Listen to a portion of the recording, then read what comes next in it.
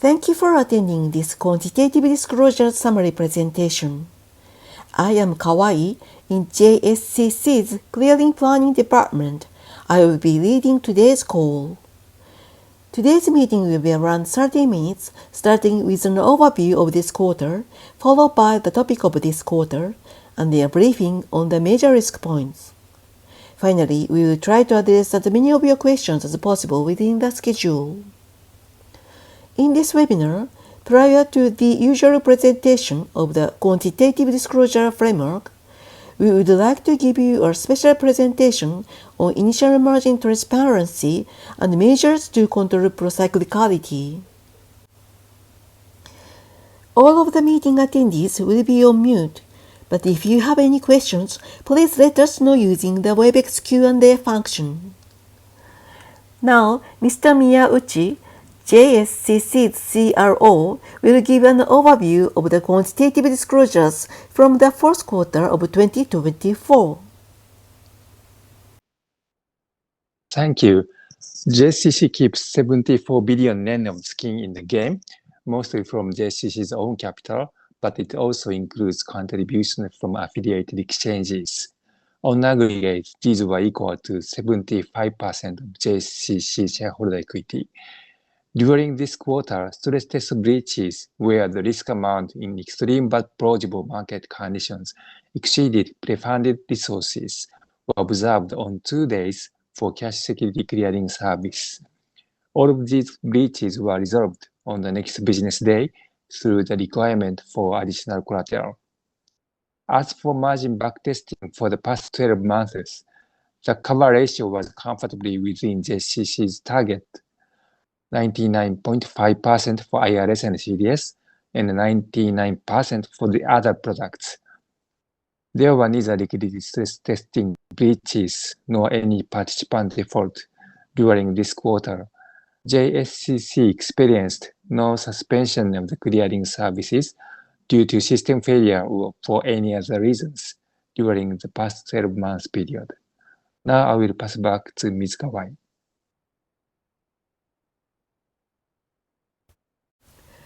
Thank you. On page 7, we have the topic of this quarter.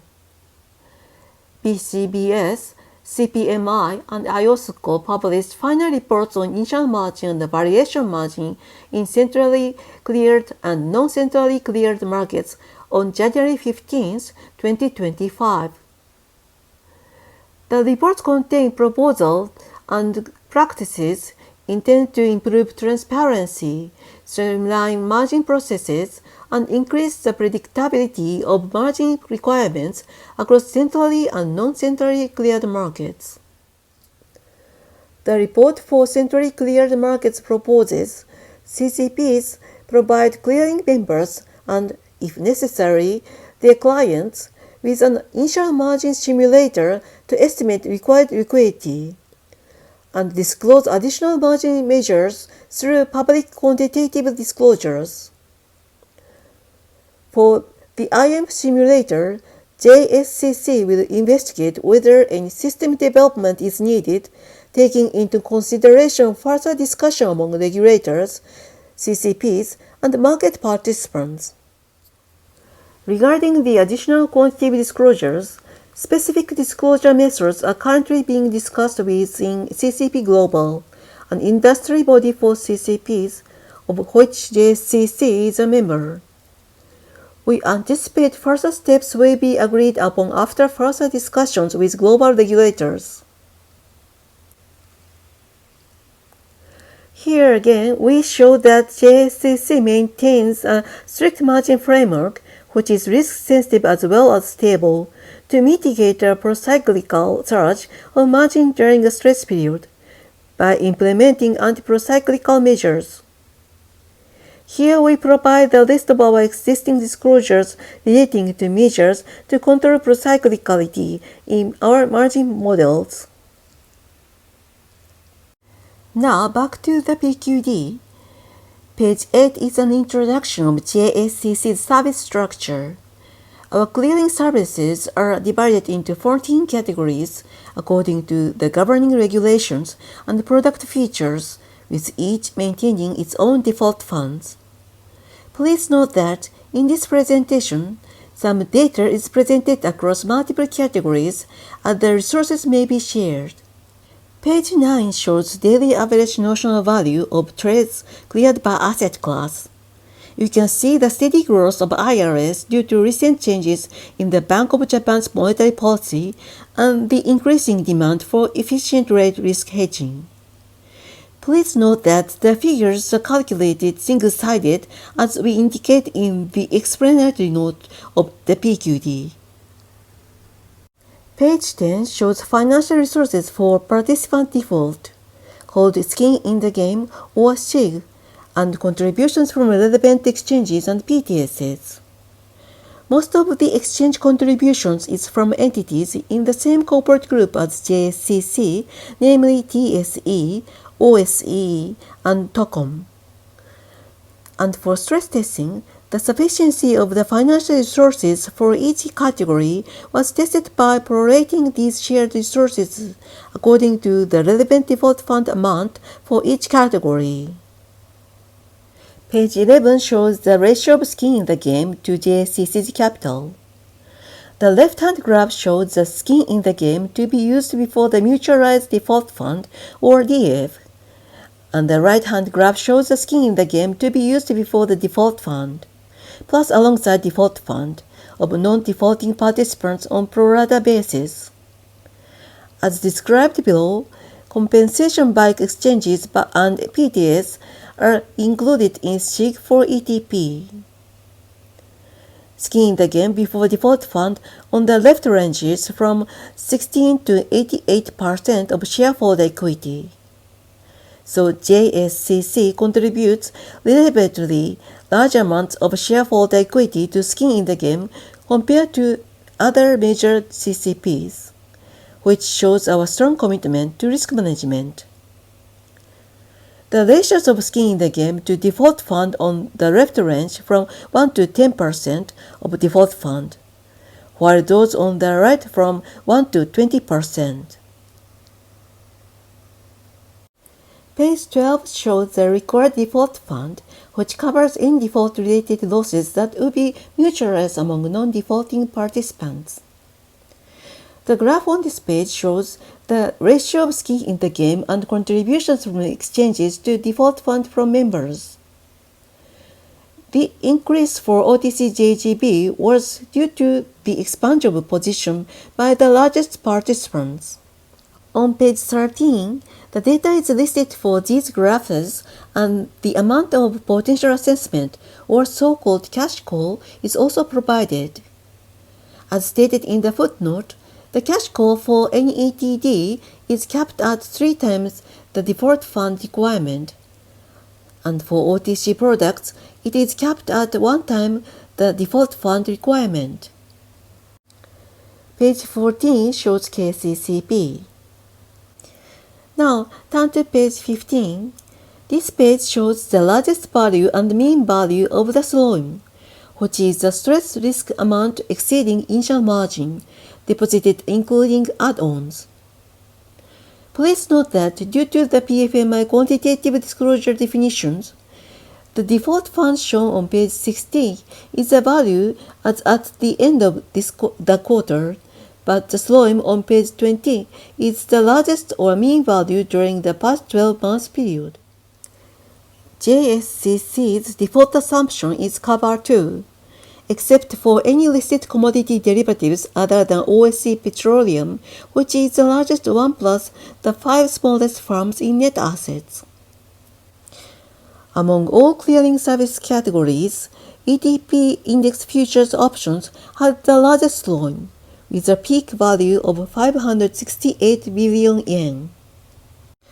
Page 16 shows the number of days there was a shortfall in the stress testing of the pre-funded resources and the largest shortfall. Breaches were observed on 2 days for cash securities, but all were resolved on the next business day through the requirement for additional collateral. Page 17 shows the required and excess initial margin amounts. The dark blue is the house initial margin requirements and dark orange shows clients. Light blue is the excess margin for house accounts and light orange shows client accounts. The required amount of OSE listed ETP, IRS, and OTC JGB were the largest at between 1.6 and 2.8 trillion yen. Looking at the breakdown between house and clients, OSE listed ETP was driven mostly by clients. IRS was evenly split between house and clients, and OTC JGB was mostly house. This trend has remained unchanged for quite a long time. Moreover, the client's excess margin held was quite large in OSE listed ETP and IRS, which has also not changed significantly. The data used for the graph on page 17 is shown on page 18 and 19. Now, page 20 shows the number of breaches in IM backtesting for the past 12 months period. The high number of breaches for ETP cash securities and ETP index futures and option OSE is due to the increase caused by the market turmoil in August 2024, which is still within the 12-month scope. The upper chart on page 21 shows the largest breaches in the past 12 months. This test only looks at the base IM requirement without add-ons. JSCC has confirmed that these breaches would have been covered by resources such as IM add-ons, excess IM deposit, or skin in the game, and the whole amount of the default fund would have remained almost untouched. The lower chart of this page shows the largest breaches in the past 3 months. The upper chart on page 22 shows the quarterly largest value of variation margin or VM paid to JSCC. And the lower chart shows the largest value of IM called during each quarter. For OSE listed ETP and OTC JGB, the previous quarter's increase was due to the market turmoil in early August. Please note that while VM needed to be deposited and settled in cash, IM may be deposited in cash as well as various securities and other instruments, giving our participants some flexibility for funding. Page 23 and 24 shows the composition of collateral used for IM deposit. On page 23, you can see that the majority of ETP IM was cash, as shown in dark blue and dark orange, but some was in JGB and stocks shown in gray and yellow. Cash collateral was held at either the central bank or at selected commercial banks. The secured cash deposited at commercial banks in dark orange was held in settled account of commercial banks, which are fully covered by the Japanese Deposit Insurance Scheme. On page 24, you can see that the majority of OTC IM was deposited in cash, but with some JGBs. Deposit of stocks are not allowed for these OTC categories. You can see a shift from cash to JGBs and a preference for commercial bank deposits over central bank deposits on this page. It was due to a result of the lifting of negative interest rates. Please note that the entire amount of cash collateral for OTC JGB was held in the central bank, and for CDS and IRS, the participant or customers may select their custodian for cash collateral, i.e. Japanese trust account or the central bank account in the name of JSCC. The secured cash deposited at commercial banks in dark orange for CDS and IRS was held in such a trust account, which is legally protected from the bankruptcy of JSCCs as well as the participant. Page 25 separates cash deposits into those for initial margin and default fund. We are holding a total of about 7.7 trillion yen of cash collateral across all the categories. Next, page 26 shows the custodians for this cash collateral with almost 100% held in either the central bank account, settlement accounts covered by deposit insurance, or the trust account. Page 27 covers liquidity risk management. Please note JSCC's liquidity risk appetite is cover 2, but this data is presented based on cover 1. In accordance with the PQD guidance. And while JSCC separately calculates and manages default funds by category for liquidity risk, JSCC calculates and manages it across categories. However, for OTC-JGB, JSCC has established a separate liquidity framework using repo with clearing participants. Because the transactions under this category involve large amounts of principal settlement. In the chart, you can see that the liquidity financial resources significantly exceed the required amount, and no breaches were reported in the liquidity stress testing.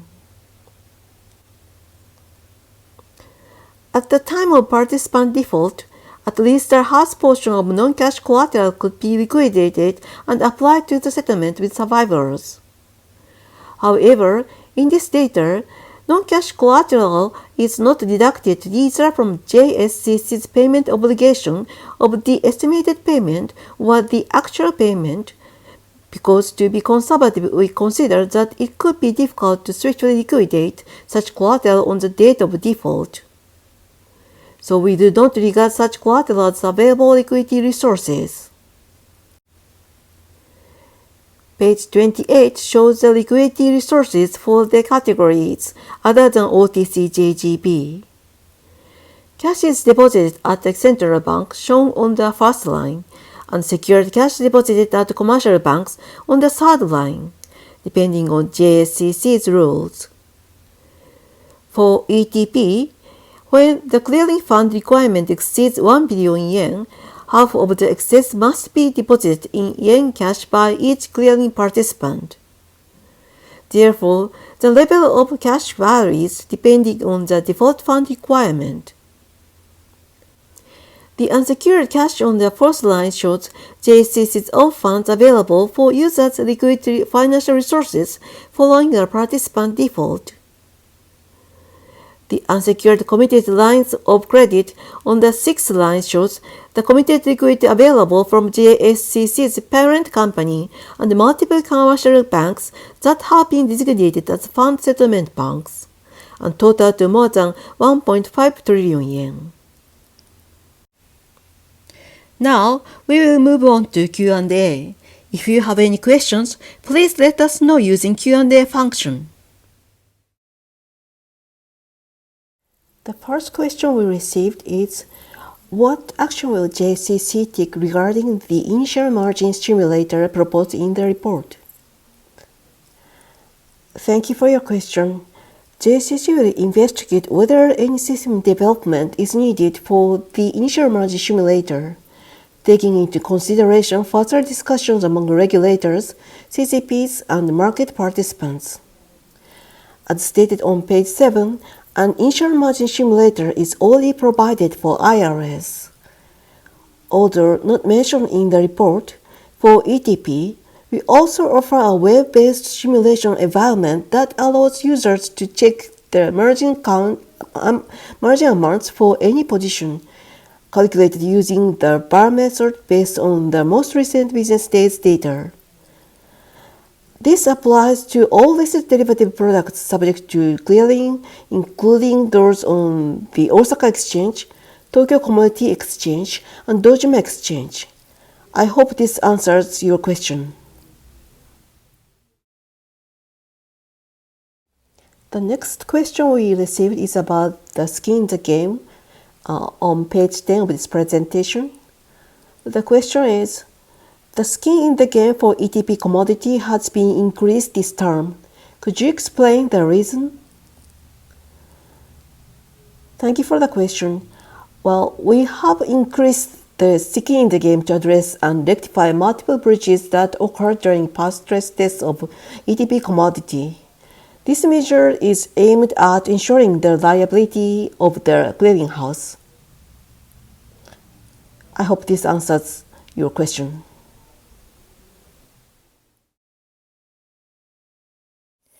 Next question is about the topic of disclosure again. The question is, what measures does JSCC implement to control procyclicality in its margin models?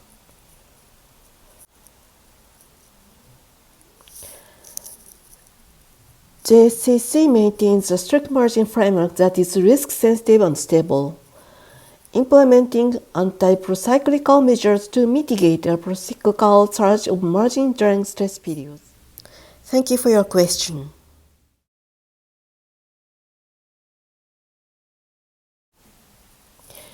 With that, I would like to wrap up today's webinar. If you have any additional questions, please do not hesitate to contact us after the call.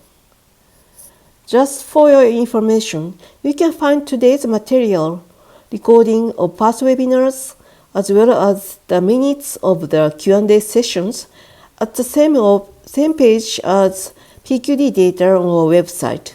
So please visit the website if you're interested. Thank you for your time again. We look forward to you joining our next webinar and speaking to you soon. Thank you.